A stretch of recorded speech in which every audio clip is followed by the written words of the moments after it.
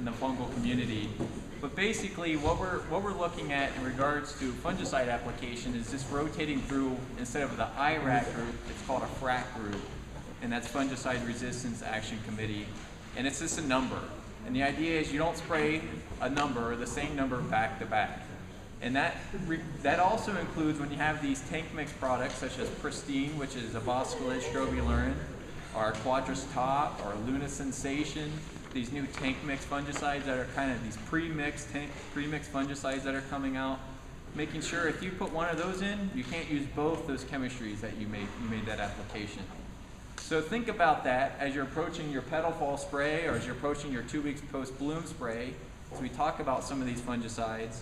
If you, let's say, use Quadris Top, which is a DMI, which is like propiconazole or a bumper or tilt, that type of chemistry.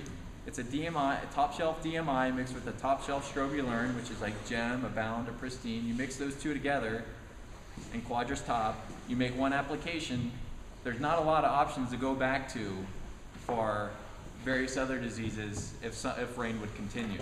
So they're very strong and effective fungicides, but it's because it's the 2 best fungicides we have. So in that regard, think about that. So I guess maybe I'm going to diverge a little bit before I always do this, but when you think, you're probably thinking, well, why are they mixing these fungicides together? And really the whole thing is, as Pete mentioned, resistance is a numbers game.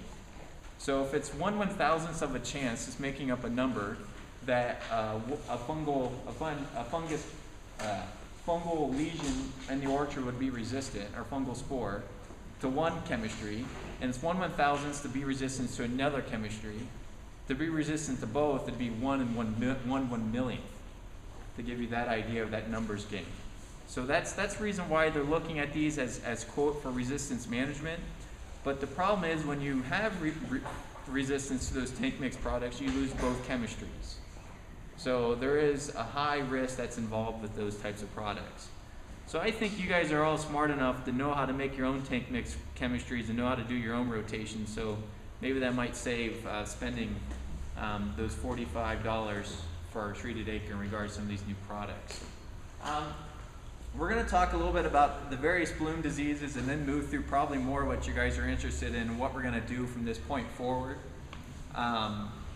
But for the most part, when we talk about disease control, we have to think about the fungicide that we're planning to use, which makes sense. More importantly, the chemistry of that fungicide, the timing, and how effective coverage we're going to get.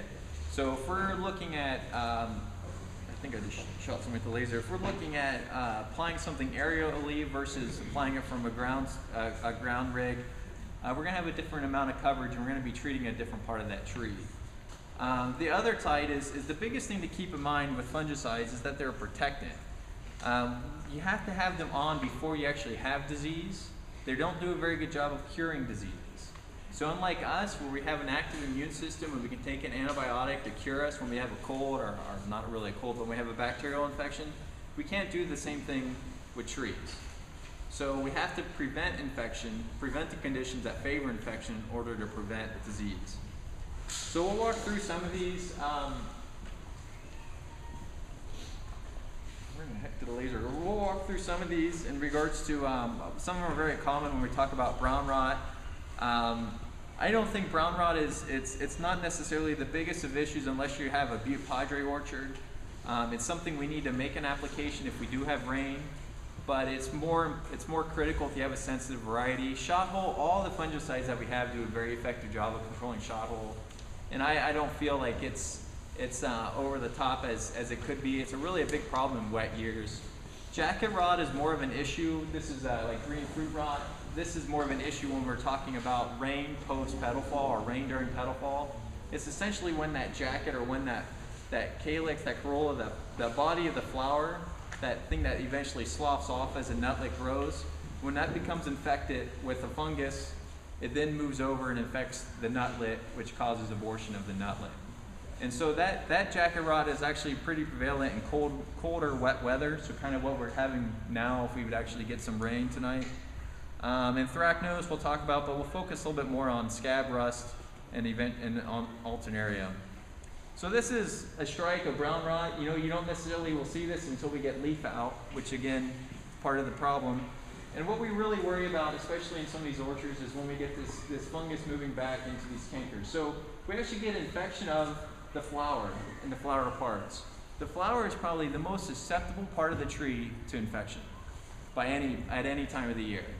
And if you think about it, it's a pretty showy display in order to bring in pollinators, excuse me. And so with that comes the sensitivity to these various diseases. So we get infection of the flower petals, the pistils, the stamens, and even the jacket part here. It moves back off the spur, cankers up in the wood. And once we have this is where it over summers. So it's going to stay here when the weather's hot. It's going to come back out when the conditions favor it. And these conditions tend to be a really broad range of degrees that we see within the spring, but wet, warm, mild, warm weather, 45 to 80 degrees Fahrenheit. So pretty much anything we're going to have experienced in February, March, or even the early part of April. I mentioned the idea about Butte. This is a conventional orchard that missed a full bloom spray, so no sprays were applied, no rain was experienced during bloom, 50% strikes across the tree. That's the difference when we talk about a susceptible variety. Butte is very susceptible, and I always recommend making an application of a fungicide for Butte.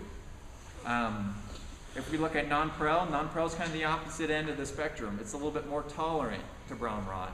And some people can get away without making an application. I'm still I'm very conservative and say I would probably make at least one. And with that one application being at full bloom. 100% bloom is probably the most effective spray to control these bloom time diseases. A traditional spray program would be a 5% and probably something recommended in rainy weather, 5 to 20% bloom, and then coming back in at 100% bloom. In dry weather, such as what we experienced thus far in bloom, probably looking at 100% bloom would be a very effective program for the year. Okay, so we talked about those differences. Wood colony and Butte, probably the most susceptible that are being planted for the most part anymore. A lot of the ones in the middle, Sonora, Fritz, Monterey, Carmel, these are very common pollinators. They're what I would say kind of that moderately susceptible. If we have a couple days of rain, we'll start seeing some strikes within those varieties. And then we're looking at nonpareil and probably Aldrich as being the most susceptible of the commonly planted cultivars. And for the most part, some guys have, you rarely see a lot of brown rot nonpareil, to give you that idea. And what we think, it's because of the part that's infected is the petal, and the pollination process with the nonpareil is relatively quick, so they think the petals actually fall off before the fungus moves into the tree. That's what we currently think. So fungicides, I like looking at Rover with oil in the early part of bloom. I like looking at Scala and Vanguard, which are the same chemistry, Scala or Vanguard, two different trade names. Looking at that around full bloom. And you may be thinking, why is that? Well, that's going to save us that pristine, which is a strobilurin, and that DMI, that bumper tilt for scab and rust timing is down the road. So that's kind of why I use these fungicides. In my mind, I look at the fungicides that are very effective for bloom diseases, but not very effective for rust and scab, and we use those during bloom for those diseases. So shot hole, this is what it looks like. I think we've probably all seen a little bit of this. One thing I want to highlight is, if you notice, there's little black dots in the center of these lesions. You probably can't really see it very well.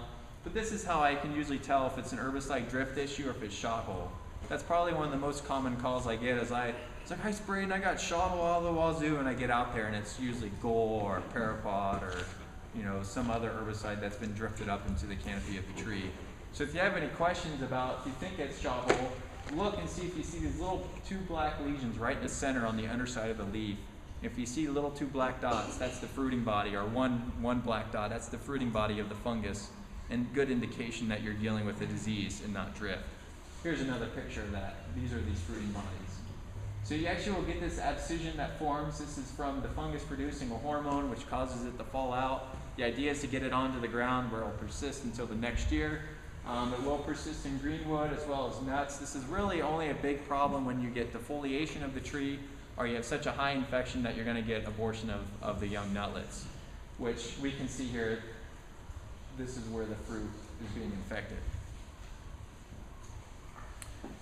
I mentioned before all fungicides really do a very effective job of controlling this, so I think picking something to control shot hole is relatively irrelevant for the most point, because everything does a good job.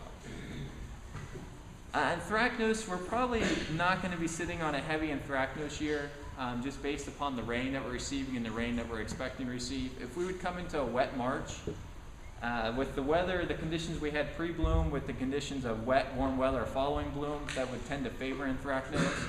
This is a pretty ugly disease, and it's something I think you want to prevent from getting in your orchards because it will persist for many years. It's very difficult to eradicate, but it causes this nice gummy nut that you see with a nice sunken orange lesion. It's actually a very beautiful, dramatic disease if you're a pathologist, plant pathologist, but I think as a farmer, it's not something you want to see. What you tend to see on these leaves is you see the yellowing or an angular lesion that will form on a leaf, and that will move back into the spur. It'll persist on that wood, which means it has to be pruned out if you want to remove it, or you just have to be very adamant with a fungicide program to remove it. But up in Butte County, where they have a lot of issues with anthracnose, they go through and actually prune it out pretty severely because it'll just continue to persist. A lot of chemistries we can use. We're looking at this 3 is the DMI, the 7 is actually the 7-11 combo is pristine. This 11 is a strobilurin, and this N3 I think is it Captan? I can't remember. It's on the sheet. It's making me look here. But that's a broad spectrum. Actually, that's Xyram. So that's Xyram Manab. So it's a broad spectrum fungicide that can be used to battle this. Again, varietal differences. Again, least susceptible, non-Pharrell. Makes us wonder why we've been growing that almond for the past 130 years. It's probably because it's very tolerant to a lot of these diseases that we have within the environment. But a lot of our pollinators that we're dealing with is where we worry about getting this infection within the orchard. You'll hear me flog this dead horse over and over again, but if we have consistent rains, your fungicides will last from 10 to 14 days. So if you make an application and it's been 2 weeks, and also we have a rain coming in, you probably need something back on that tree to provide protection. But if you make an application and we get rain within 10 to 14 days of that application, you don't need to worry until after that 2-week time period. Scab, I think this is probably, if you had scab last year, you didn't have rust. If you had rust, you probably didn't have scab. That's been kind of the common theme I've been seeing in a lot of orchards the past 2 years. And I think it's because a lot of us are trying to split that timing. If you look on the timing chart, we recommend applications for scab control 2 weeks to 5 weeks post-petal fall. And if you look at, you'll see rust is 5 weeks post-petal fall on. And I know a lot of people say, well, I'm going to spray it 5 weeks post-petal fall, and that's going to prevent both. Well, it doesn't work that way. And what we're seeing with scab is the earlier that we treat after petal fall, so that 2-week post-petal fall period, that's where we actually really want to target to control scab. And I think if you had severe defoliation of scab last year, you probably want to go with a pretty strong chemistry this year.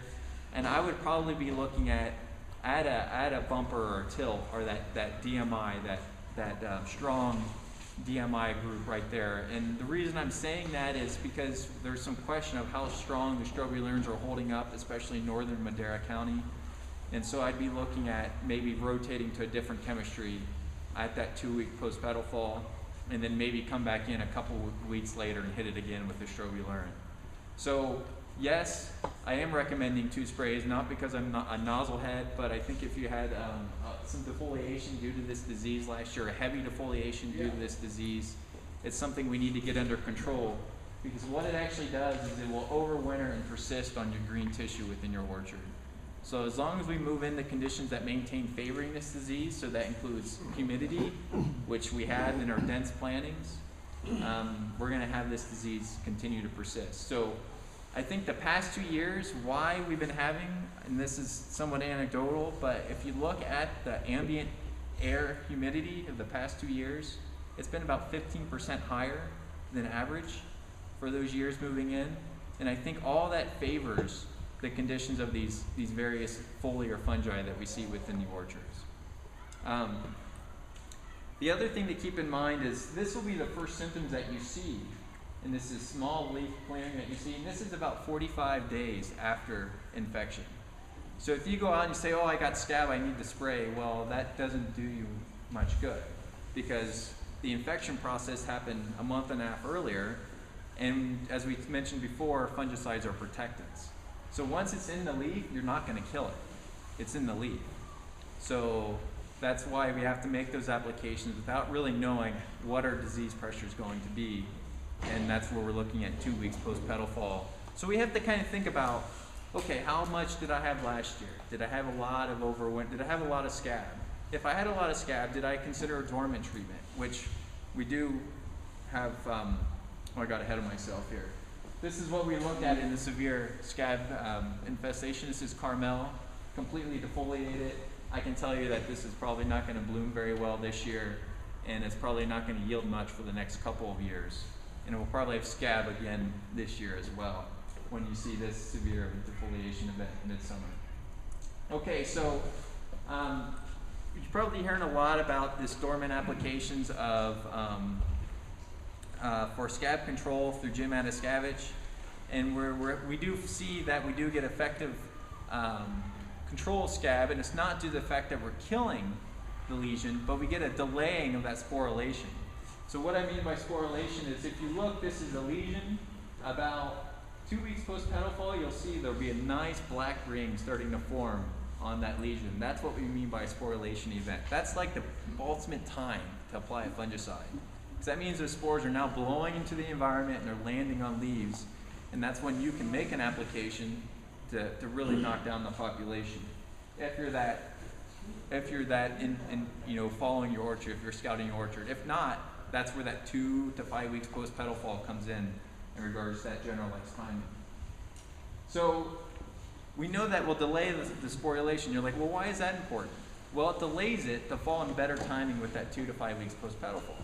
So if it says, okay, we can delay it, we'll make this application, we'll maybe kill a few lesions, it'll delay it to have it come back in a better time with that 2 weeks post-petal fall application. We'll get a better control with our fungicide applied at that time, and with that, maybe won't have the defoliation at the end of the year. The other thing I would look at is, especially this year where a lot of people are maybe riding on a single spray or maybe not having sprayed at all, is looking at a petal fall application of maybe a broad spectrum such as chlorothalonil. And I say this with some hesitation and some reservation because chlorothalonil will create a phytotoxic reaction if it contacts oil. So if you sprayed Rover on oil in your block, I would probably not spray chlorothalonil. If you're looking to use a May spray just because you're not going to listen to Walt Bentley, who's up next or up later, and you mix in with oil, and you might get a little bit of damage from that lingering chlorothalonil that's on those leaves. Now, do I think it's enough that I wouldn't spray it? No, but if you're very sensitive about some yellow leaves in your trees, I probably wouldn't spray it. So that's some of the risk of using that broad spectrum. I'll tell you, they use that a lot in Australia, and they just know they'll lose a few leaves. What you'll more like see is a little bit of yellowing at the tip. And it's just that a little bit of that oil reacting with that chlorine group within the product. Okay, so rust. I think most of you guys probably know what rust is at this point. It looks like rust on the underside of the leaves. You tend to see this yellowing on the top. You'll see these brown pustules on the bottom. And really, the nice thing, I always tell people, if you had to pick one of them, which one would you rather have? I'd rather have almond rust. Sorry, I got the title mixed up there. My bad, I must have went through that too fast. But I'd rather have rust because it persists only on the leaf tissue. So it's going to overwinter only on the leaves, not on the green wood within your tree. So if it gets on the ground, it overwinters, you can get that broken down into the environment, you'll reduce your overwintering rust inoculum. So it's kind of more of an annual thing. It's not going to knock back your green wood and persist. Now the flip side of that is if you think about this, where are all your stomatal openings on a leaf? They're on the bottom side. Where are all these lesions forming? On the bottom side. So this is completely ripping up that epidermis, the epidermis of the leaf, ripping apart all of those stomatal openings, which is then preventing the leaf from conducting pulling in CO2 and putting out oxygen, and thus converting into sugar. So this will reduce the vigor of your tree over time with complete annual infections, and probably is some reason why we're seeing these two diseases, why we're seeing these strung out, weaker blooms a little bit this year, potentially. Strobilurins are actually probably the most effective fungicide we're looking at for rust control. So that DMI group, I suggested for that 2 weeks post petal fall, we can come back in 5 to 6 weeks looking at a strobilurin and clean up any rust problem that we have within the orchard. Micronized sulfur does a very nice job of controlling rust. This is actually a very easy pathogen to control. It just takes sprays to do it. The thing is, you use micronized sulfur, you have the ability to flare mites. So you kind of have to know a little bit of what you're dealing with in your orchard. One thing we look at is in that late October, early November, and the funny thing is, I'm making a suggestion, and some people this is way too early because we'll keep our leaves on our trees till mid-November, December. But to hasten leaf fall, we get these leaves to drop the leaves from the trees with 20 to 40 pounds of zinc sulfate. And the reason why that is again, it overwinters on the leaf tissue. So if we can get those leaves on the ground when it's a little bit warm, there's a little bit of moisture, we can hasten leaf degradation, which will reduce the overwintering inoculum. Now, I say this again with some hesitation because if we look across the valley, we have 880,000 acres, 900,000 acres of almonds from north to south. This is going to be something that if you really want to get on these problems and control and have a good sanitation, you have to almost work with your neighbors in some regards as well, because it's just going to blow in with the air. So doing an effective management program will allow you to control your block, of course, but to probably look as a more of a regionalized and saying, okay, I'm going to drop my leaves and this is going to prevent rust, it will probably reduce it and not prevent it. And we see the same thing with stem rust of wheat, similar type pathogen. It moves every year from Texas to North Dakota, just with the prevailing winds. So it's one of those things that it just survives on tissue and it's just meant to move.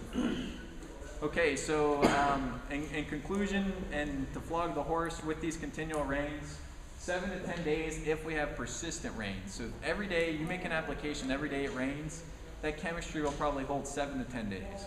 If you make an application and we have 1 or 2 rain events, they'll probably last more like 2 weeks. So it does get washed off. I always try to challenge and say, hey, let's try to mix in a little bit of a broad spectrum into the rotation if we can, whether that's chlorothalonil, whether it's Captan, whether it's something else. I always think that's a good idea. Those broad spectrums, what we mean by that is they're multi-mode of actions. They tend to be a little bit weaker. They're not as strong as a strobilurin or a DMI, but they do a very effective job of controlling all the fungi that are within the environment. One thing is just kind of know the weather too. I mean, if we're looking at just a single day of rain and it's supposed to get warm and sunny after that, there may not be any need to make an application. So if we're coming into March and we have a passing hit or miss shower and it's sunny and windy after that, it's going to help dry those leaves, which is going to reduce the environments that favor disease. So don't feel like just because a one-day storm's going to come in and it drizzles 1/100th of an inch that you need to go out and make an application. Most likely those post-rain conditions will dictate that. So one thing I printed this morning was a little bit about all this information about how to rotate through fungicides. On the inside, there's this suggested disease management programs, and what it does is it lists all the diseases with all the chemistries that control for that disease. You can then take that number, flip this thing over, and you can see the fungicide efficacy table, and you can find the product that matches that number, which you can then spray. One thing I would also suggest is you see these tank mixes that are coming out, and hopefully there's not too many salesmen here that will probably skin me after saying this, but there's some cheap chemistries they're generics now that can be mixed together and create the same thing as a tank mixed, pre-mixed chemistry. So example, we mentioned Quadris Top. It's a strobilurin and DMI. You can go buy Bumper for $6 to $8 an acre. You can go buy a Bound for $12 an acre. $20 an acre, you get the same thing you're paying $45 for. So just run the economics. Anyway, so somebody's probably gonna kill me after I say that. But anyways, just so you know, you guys can do that too. Some final thoughts. Fungicides are protectants. Think about that leaf wetness period. If it's not going to be something that persists for 12 hours, 15 hours, the spray may not be needed. And I will leave it with that and open up for any questions. Yes? Can you surround by organic growers? Some of their diseases get over. So the question was, if you're surrounded by organic blocks, do you have to worry about movement of the various diseases? I would probably say yes, but probably not any more than you would have to worry about movement from other conventional blocks. The ones that really move a lot by just wind are more the rust and the scab. And I think as a whole, everybody's experienced that in their block to some extent. When we talk about like anthracnose and we talk about shottle and brown rot, that's all driven by wind-blown rain. So it's when rain hits the lesion and it splatters and that aerosol gets picked up and moved. So yes, I would probably say if you're next to a grower who has an anthracnose problem, it'd probably be a good neighbor to say, hey, I have some issues here, you might want to keep an eye on this side of the block. But most growers don't like to, most farmers don't like to admit they have a problem. So.